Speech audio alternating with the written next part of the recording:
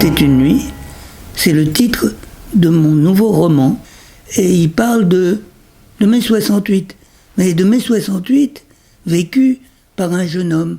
Il faut dire que moi, j'ai eu 20 ans en 68. Hein.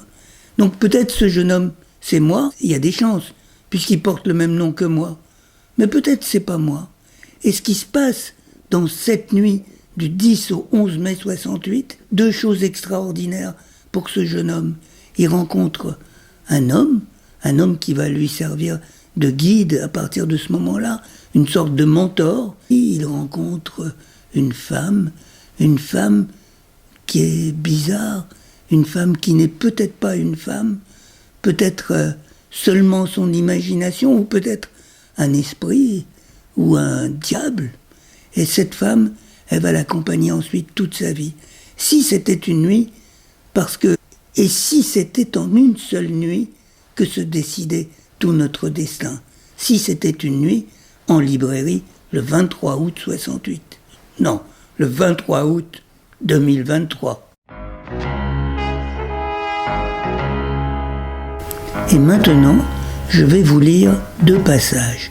Un premier qui évoque les aventures qu'on a pu traverser en mai 68, et l'autre qui révèle que pendant mai 68, le noyau des personnes s'est exprimé dans toute sa profondeur. Alors le premier passage, le voici.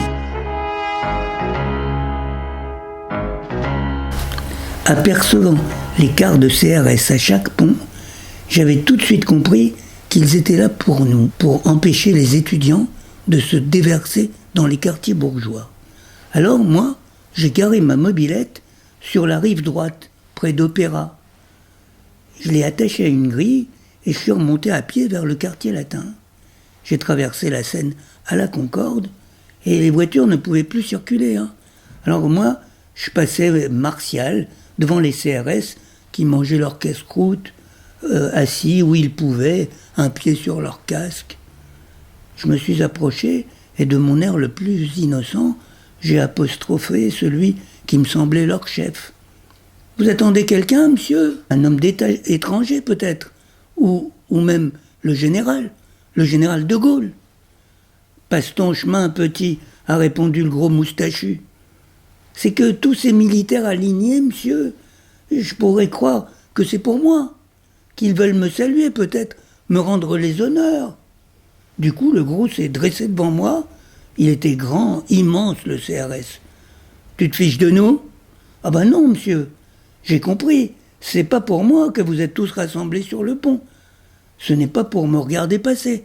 À moins que si. Peut-être que vous êtes là pour ça et que vous ne le savez pas. » Et je lui ai tourné le dos et j'ai marché tout droit vers l'Assemblée nationale. Martial. Fier comme un chien fou. En ce temps-là, j'étais un chien fou.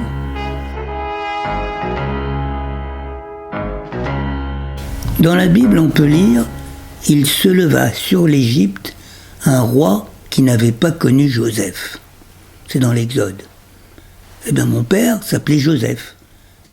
Et le nouveau pharaon, le séduisant Nasser, ce dictateur au sourire de panthère, n'avait eu aucun respect pour Joseph, mon père. Il lui avait expédié sa soldatesque et l'avait banni de son pays natal.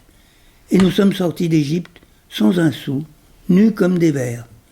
Ma mère avait été brisée par l'exil, mon père était devenu plus singulier, plus aérien que jamais, et quant à moi, depuis l'instant où j'avais embarqué sur le paquebot italien Esperia, en direction de Naples, je n'étais plus l'enfant de mes parents, j'étais devenu un autre.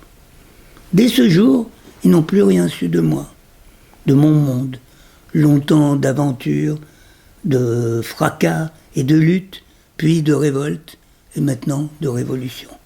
Jusqu'à mes 19 ans, nous vivions dans le même appartement, mais nous ne vivions pas dans le même univers.